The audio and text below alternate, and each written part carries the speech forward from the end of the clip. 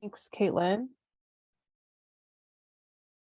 And let me see if I can figure out again how to share my screen. So give me a second here.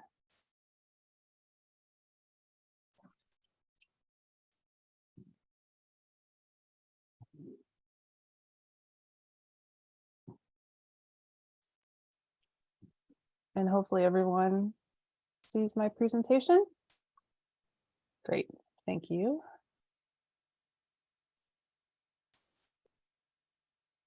Well, thank you again, Caitlin, for the introduction and the opportunity, I guess, to kick off the Lunch and Learns. And I'm excited to meet all of you as well. Again, my name is Christina O'Keeffe, and I serve as a board member for the Wiedemann-Steiner Syndrome Foundation. And again, I'm grateful to be part of this extended rare disease family. And I'm here because of my own son who is diagnosed with Wiedemann-Steiner syndrome, or we also refer to it as WSS. And just a little background, our organization recently joined the RareX platform with our community recruitment occurring in the fall. And we had a little bit of momentum with our enrollment from our marketing campaign. And the team at RareX really wanted me to share our experience in case it might be helpful in your case in thinking about your own marketing strategies and plans. So first of all, I just wanted to properly introduce WSS. Like many rare diseases, few people are aware of our syndrome. It is a genetic disorder caused by mutations on the KMT2A gene, which is located on chromosome 11. And it was genetically discovered in 2012, although there were clinical diagnoses much earlier. This gene is involved in the body's process to express other genes. So unfortunately, the pathogenic variants on the gene can cause a wide range of spectrum of symptoms. And what we find too is within any one symptom, there's a wide range of severity.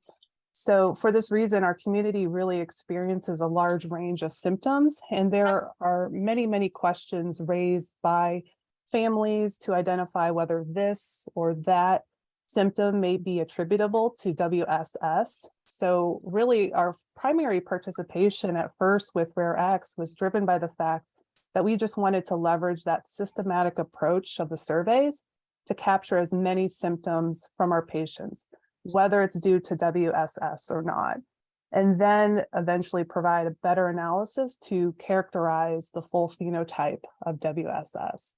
So hence, as you look at the list of the list of symptoms on the screen, you see we kind of end with question marks because we're still kind of working through that, sorting out all the phenotypes. So after WSS was genetically discovered and more patients were diagnosed through whole exome gene sequencing, more and more patient families began to find each other, mainly online. And our initial group of families really formed the WSS Foundation through the advice of two key researchers, and our primary focus has been on research. We currently have a scientific advisory board and a group of family ambassadors across the world that provide that welcoming message for newly diagnosed families, which we're finding is becoming more and more frequent as genetic testing is becoming more cost effective. And our organization has grown into one that we are looking to serve the entire global community for WSS and provide education through virtual webinars and conferences, as well as fostering community engagement among our families. And briefly, I just wanted to share a few key milestones since we were formed. It gives you kind of a frame of reference of where we are coming from. And relevant to this conversation, in 2016, the foundation did partner with CORDS, which many of you might be familiar with, to create our first ever patient registry. It did serve the purpose mainly as a contact registry and identifying key quality of life indicators that was important to our families at the time and really still is. But since then, we really recognize that we've grown beyond the capabilities of CORDS in order to catalyze more research. Namely, our researchers who study WSS, when they look at the data from CORDS, they really couldn't use it, or they had to clean it up quite a bit. And so with RareX, we really found, again, that alignment with the robustness of the surveys aligned with those FDA standards for drug development and treatments as we look down the road. And so that's really another key benefit of RareX. And then as you look over time, you see other key milestones include our investment in creating and studying an animal model. That was enabled through a partnership with Jackson Labs, as well as support from a key researcher, Dr. Hans Borsen, who's with the University of Iceland, and he's studying whether the ability to rescue symptoms postnatally in WSS, which he is proving. And so then within the last year and through the support of our scientific advisory board, we're beginning to pivot more to strategic investments in other research initiatives. And then quickly, this is just where we are in a snapshot of building those basic tools for research. We have an animal model. We're looking at building this patient registry with RareX. We hope to do more phenotyping. And we're also looking at a natural history study and biosamples, which are under review. And as part of this evaluation, we're looking and working on strategic planning for research and hope to have a research roadmap that will then guide those next investments that we make. And as part of this community with RareX, my plea to all of you is, we're interested in learning from your journey as well. And I'd be grateful for any outreach from any of you to share your best practices. So this brings me to the data collection program powered by RareX. And I know my title was really focused on it's more than research and data. And I spent the past few minutes talking about research, but really it's a core part of the motivation for many of our patient families. And we're hearing more and more their interest and willingness to be active participants. So really this program with RareX is a valuable way to really help us translate that energy into action with enrollment, with completing surveys. And part of our project planning for this new program is we created the goal that you see on the screen is to enroll and maintain 200 active patients within diverse representation across countries. And we wanted to do that within 6 months of launch. And we picked that number because we really felt confident that we could attain it. We, through CORDS, already had 184 patients enrolled in that registry. And through RareX's guidance, they kind of said, aim for 50% of your identified population, which we know we can easily access about 1,000 patient families globally, primarily through the English-speaking forum, which is Facebook for us. So for a 6 months goal of 200, we felt that was pretty attainable. And so our board decided to join RareX in May of 2022, and we were fortunate to join the next cohort over the summer and launched our program fairly quickly on September 1. And as part of our marketing plan, we identified some key targets for enrollment to help us evaluate our success over time. And so with our launch date on September 1, we really pushed ourselves to leverage existing activities that we already had scheduled on the books, such as our Awareness Day on September 15th and a family conference that was scheduled at the end of October. And these targets were selected to build that momentum with our community as we promote these specific objectives and really sought their help to help achieve success on behalf of the overall community. And so I think it really helped that motivation to act and mitigating some of that procrastination that is understandably really common to create that sense of urgency. And plus with our family conference, we worked with RareX to have preliminary results from our data program that could be shared at the conference and with researchers in attendance. So that point was also a motivating factor to increase enrollment and survey completions. And here are the results of our enrollment during this time period. And these graphs may be familiar to the reports that your community may see from RareX, including a line chart for enrollment over time and the total families enrolled by country. And as we analyze these results, you'll see the impact of our key activities on enrollment. Again, we launched on September 1, and prior to that, you see a few enrollments that we had from key influencers beforehand that enrolled. And that way, this helped position those families who have some experience with the platform. And then once we launched, they were able to promote it and help answer questions. And our first objective was, again, that 50 patients enrolled by our Awareness Day on September 15th. And we ended up achieving 42 patients within that first 2-week period. And then our next objective was 100 patients enrolled by the time of our conference at the end of October. And we ended up with 96 patients, but got 100 with enrollment during the conference. We also had Rare X there with an exhibit, which included Megan O'Boyle. And you'll see that more significant increase in enrollment in the weeks leading up to the conference. I think it was a combination of getting families that would be more easily opt into this program, but also creating that motivation to be counted as part of the data reported at the conference. And so looking forward, we attained our first 100, and we kind of knew the next 100 would be a little bit more difficult. And so we are working on additional marketing strategies.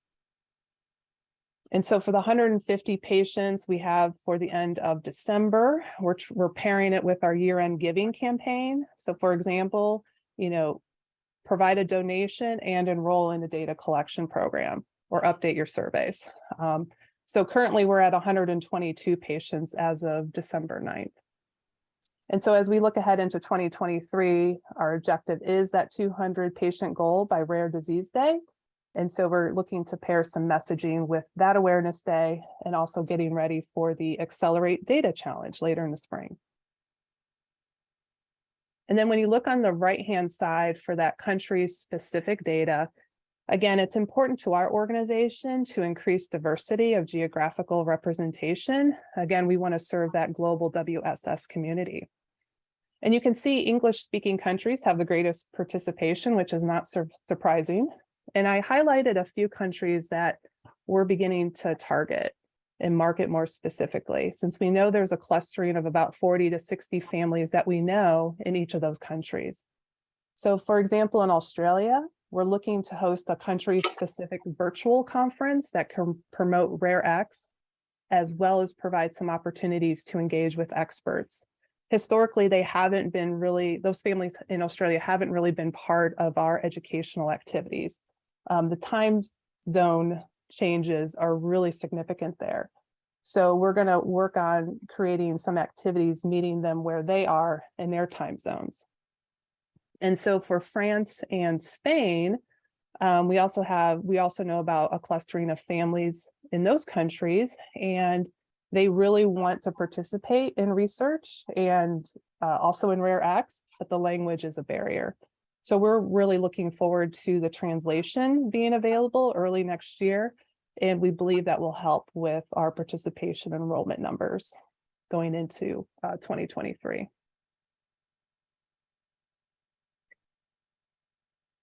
So overall, as we implemented our marketing plan, we identified a few best practices that proved successful in our case.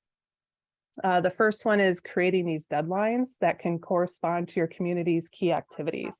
It's been very impactful for us, especially with the ability to point to a report that can publish data results. And for our community, again, we're still trying to figure out those symptoms of WSS, whether it's related to our syndrome or not. So having our families share their data and then see it among that total data set is really reinforcing for their participation. And plus these deadlines, again, create a sense of urgency for them to act, to mitigate against that kind of tendency to procrastinate. Leveraging key influencers was really helpful to amplify the benefits of the program. In our case, there's another country-specific charity in the UK that focuses on raising awareness and providing patient support.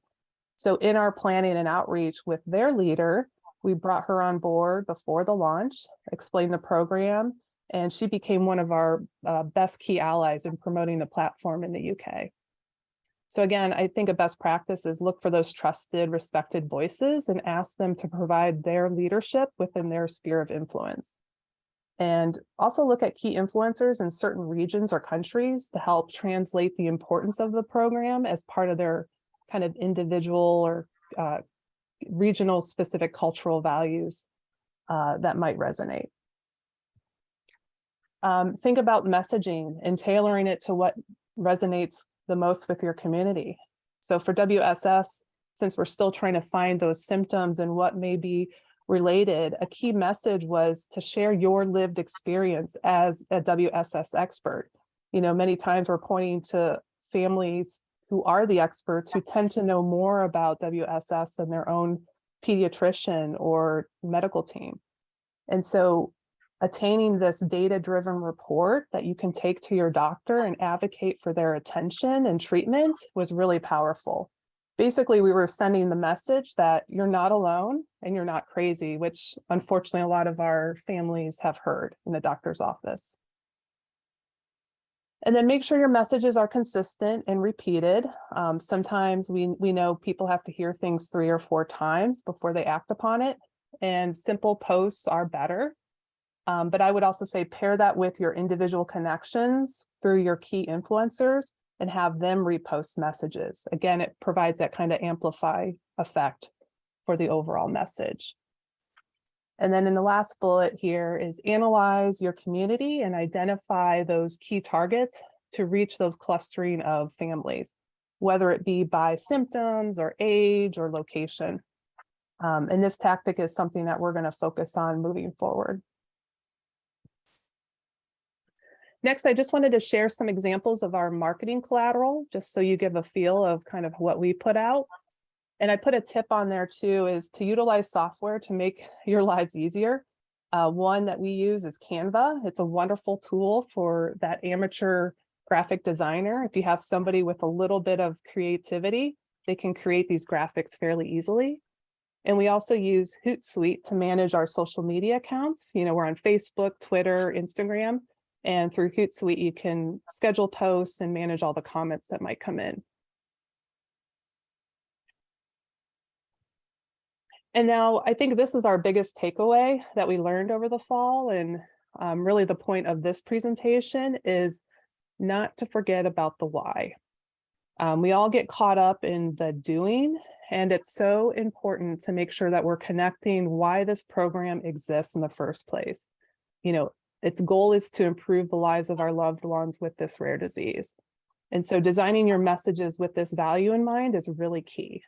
So at our family conference in October, we were planning a session on Rare X featuring Megan O'Boyle as a speaker. And as we were preparing for it, she wisely counseled us to encourage us to speak about our own kind of data collection program. And as we thought about the best way of doing that, I think our biggest fear was our families would get really bored and maybe disengage if we were just throwing a bunch of pie charts and bar graphs up there. And so we wanted to really illuminate that why behind the data. And we decided to do that through a storytelling experience. And so our approach really was similar to if you've seen a TEDx talk or a Pecha Kucha, where you're basically having a conversation with the audience. And so we asked 6 patient families if they'd like to share their story of their lived experience with WSS and focus on a symptom or 2. And so the slides that we put together, it was about a 60-minute session. The slides featured visuals, very few words, and each speaker just went through the same format in kind of these short dynamic presentations of 8 to 10 minutes. So they explained their why, which was their child, their WSS journey to date, the impact of their symptoms on their child, and then they presented the Rare X data related to that symptom, explaining the prevalence in our community, and then concluded with a wish that they had for their family or for WSS or for treatment. And so I want to say that this session was among the best at our conference, full of, as you can imagine, emotion and inspiration. And it was also really important to lift up those voices in our community and their expertise. So again, I highly recommend that format for your own conference as you're thinking about planning one. And next up is we posted our conference sessions on YouTube. And so you kind of hopefully can find it with that cookie trail on the bottom. But I'm going to do my best to try to play a little snippet of this, because I think sometimes it's best to hear from directly the speaker. And I'm going to highlight, her name is Jillian, and she's a mom of a teenager who's diagnosed with WSS. And we're going to meet her during her remarks when she's about to present the Rare X data slide and go into a few seconds into her wish. But she kind of carries the message that really resonated best with our family. So I wanted to highlight that for all of you. So please indulge me in this. And Caitlin, can you give me a thumbs up to make sure that we can hear this? We have the research on this. So as you can see, again, lots of nodding heads, and you guys all filled this out. Anxiety, autism, all of these are really common. The biggest thing that I think that I could have benefited from was taking something like this into the doctors, because nobody would do an ADOS on Emma, which is the autism screening. We ended up getting an autism diagnosis 1 month shy of her 12th birthday. I really, really wish that I could have brought something like this in to force them to do that a lot sooner.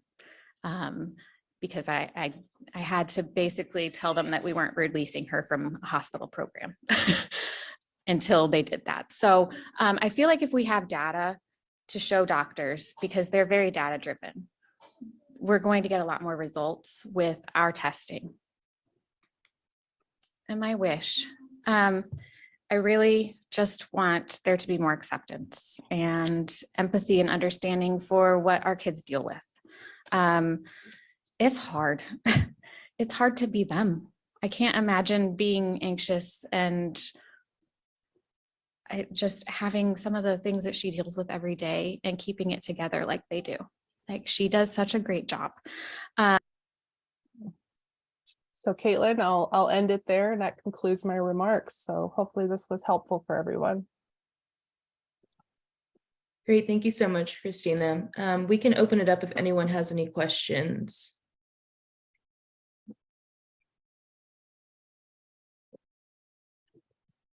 Tina, I've got a quick question. What kind of support team do you have as far as getting marketing activities out the door? Do you have other people you rely on? Yeah, we are fortunate. We're fortunate and unfortunate. So we're fortunate we have a really strong board, set of board of directors. And so a lot of us we're a working board, but we're also professionals. And so as you can imagine, project management's a strong skill set. We have someone who's really skilled on marketing. We have someone who's also kind of managing the social media side of things for us as well. But with that said, I will be candid. I kind of took on the leadership role for this on behalf with Rare X. And so we all have day jobs too. So it did get challenging for, the busy time going in September, October, as others were planning the conference. I was taking on more, I would say, the workload. So just being candid about realities of how many hours you have in a day is really important too. If it's just one person, I don't know how that will be as successful, though, to be candid.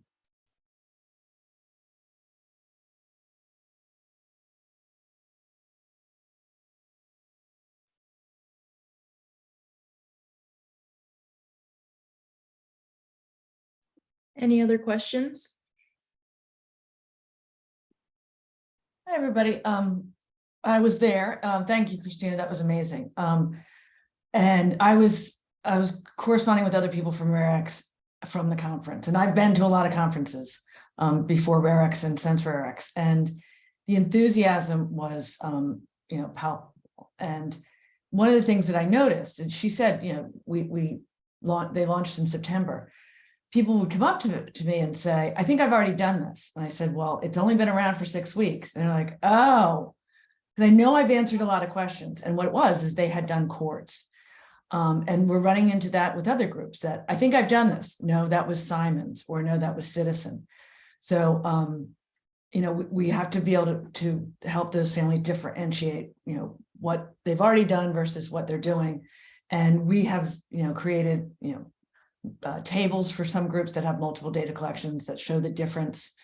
But there were people that really, they were so charged to come up and enroll and get going. I had Chromebooks and I would let them take them back into the conference.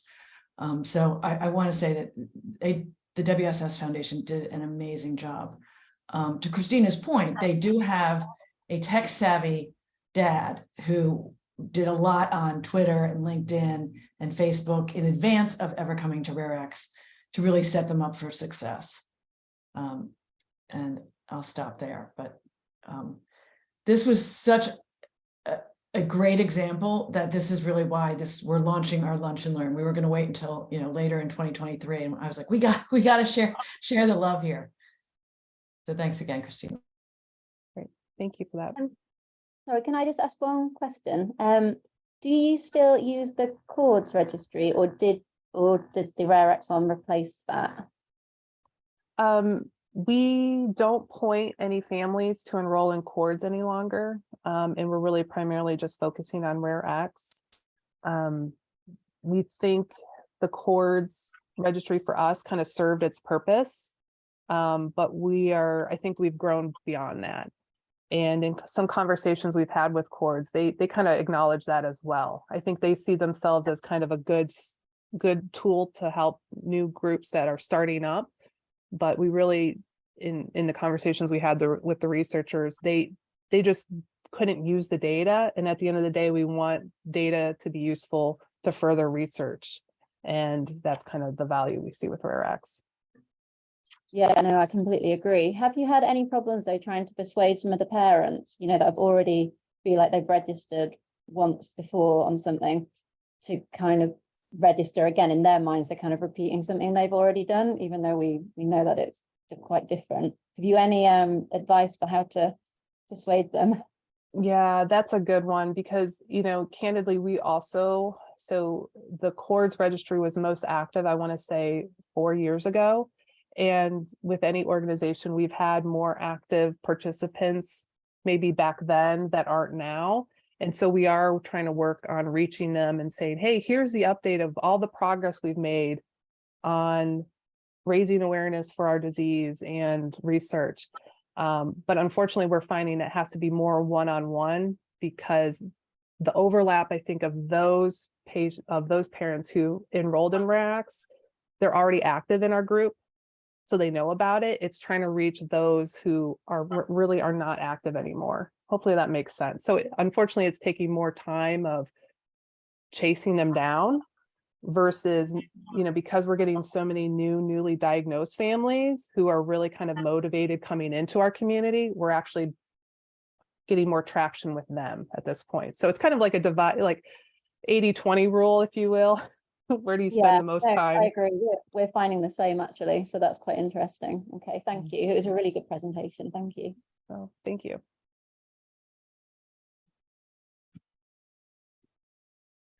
Well, if there aren't any more questions, I think we will wrap up for today. Thank you, Christina, so much. That was an amazing presentation, and we will be sharing this recording with everyone. Have a great rest of your week and happy holidays. Thank you. Bye.